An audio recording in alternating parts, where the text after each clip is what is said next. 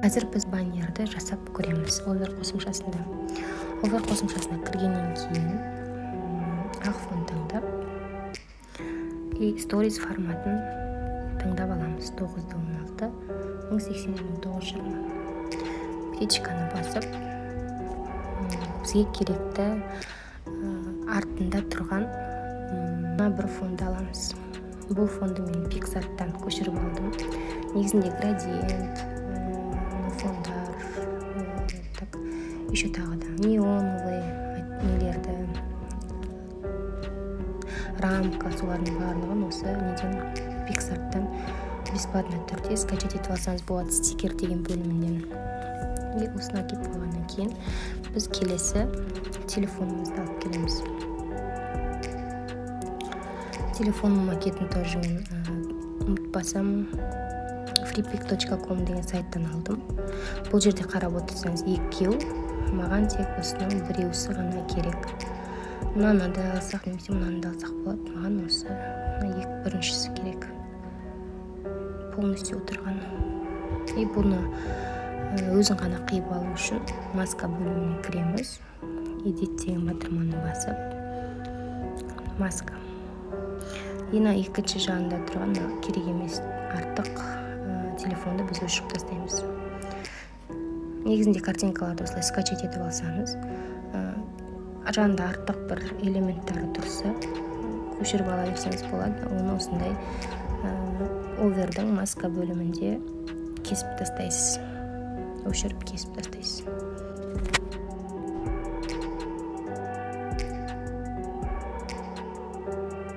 Вот.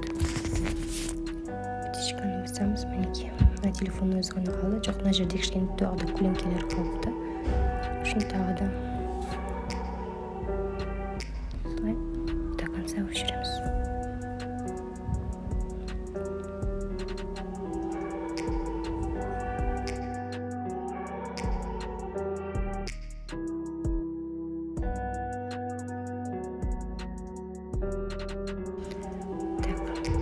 Осылай қоямыз.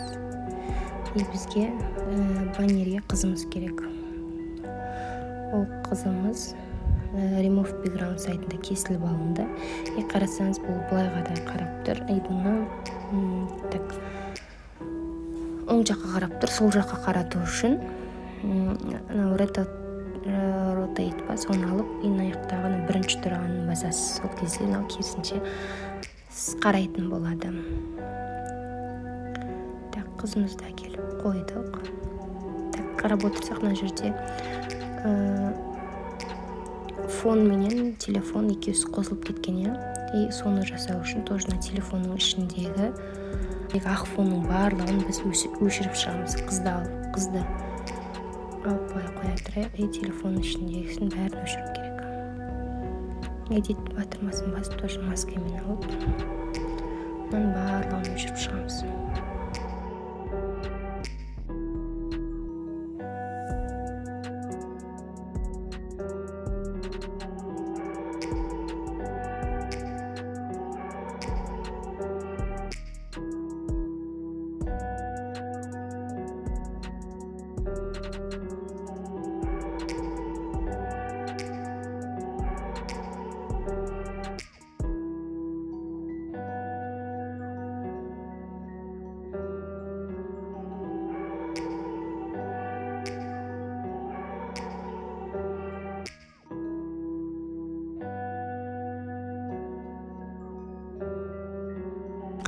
Телефонымыз дайын болды.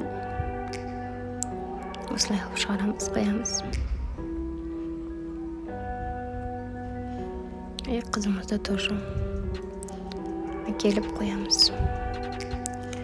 Енді бізге пока өшірмей тұрып, Over текстімізді жазып алайық.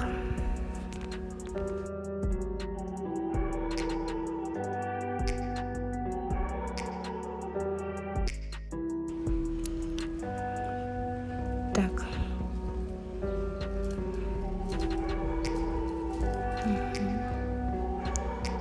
Вот, ортаға кеп қойдық. Енді шрифт таңдаймыз. Так, бұл менде Ultima деген шрифт болу керек. ультима.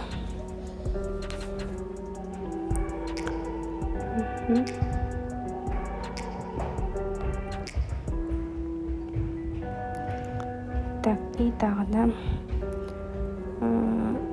стилін өзгертейік.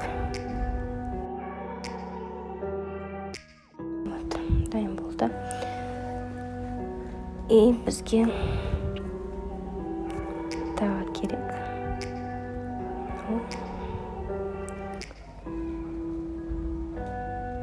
Так, осылай.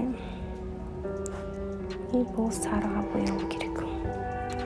Тинт дегенге барамыз, опаситиін 100-ге апарып қоямыз. Сарыға боялды. Енді бізге керекті shadow керек. Так, edit көлеңке береміз.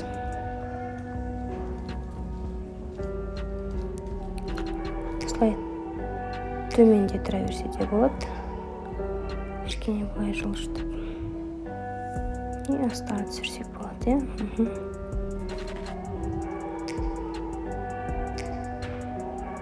Opacity-ді осылай қоссақ болады.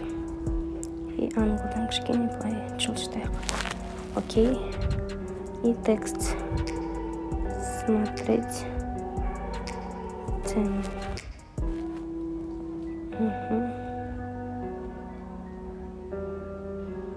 Смотреть цены болды. Так. И мынандай тоже бұны Sparkpost қосымшасынан так свайп деп немесе свайп png деп FreePic сайтынан сояқтардан іздеп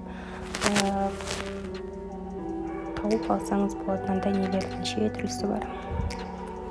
Потом бұл тоже менде дайын нәрсе. И бізге керектісін осындай дайын макеттер көрсеңіз, керектісін осылай өзіңізге қиып аласыз. Так. Төмен жағына келеміз. Тоже edit батырмасын басып, бұған біз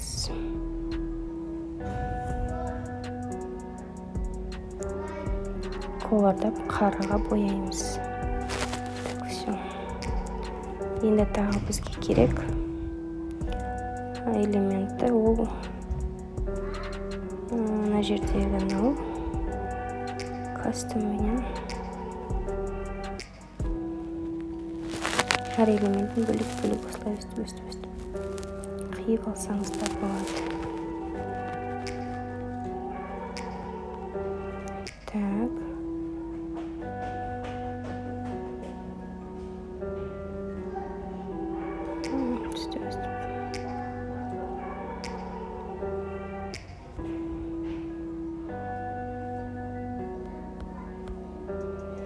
Тағы да келіп шетіндегі видеоны кесіп аламыз.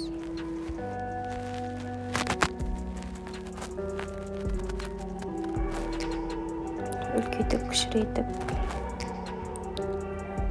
цветін бәрін өзгерте береміз.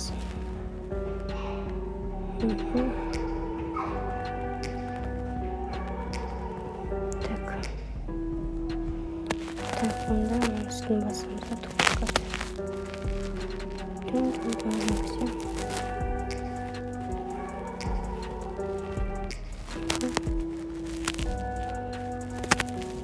Өсе былай қойсақ та болады.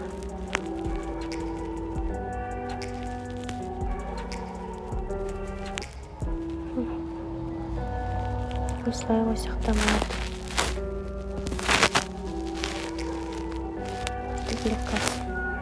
Дупликация керек. И осылай әкеліп қоямыз. Бұларында тоже edit деп мынандай blur. Кішкене осылай blur берсек те болады. Бірақ осындай 100% болып тұра берсін. Все болды.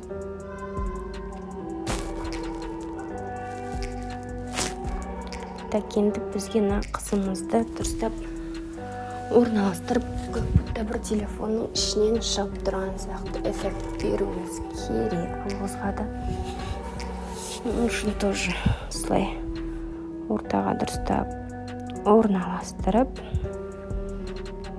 артындағы телефонды да. Негізі телефон ішінен шығып тұратын қыздардың жарты немесе модельдердің, адамдардың өздерінің түрі болады ғой, соның барлығын олар осылай жасалады. И астындағы көк фонды тоже мына жақтан алып келіп кішкене осылай қояйық. Қызымызды осылай. Енді бізге керекті қыздың өзі. Енді бұны өшіреміз маскамен.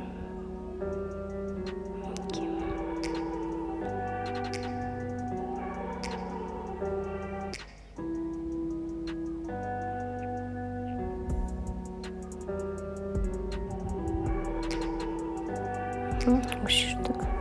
Енді артық кеткен жерлерін қайтадан қалпына келтірейік.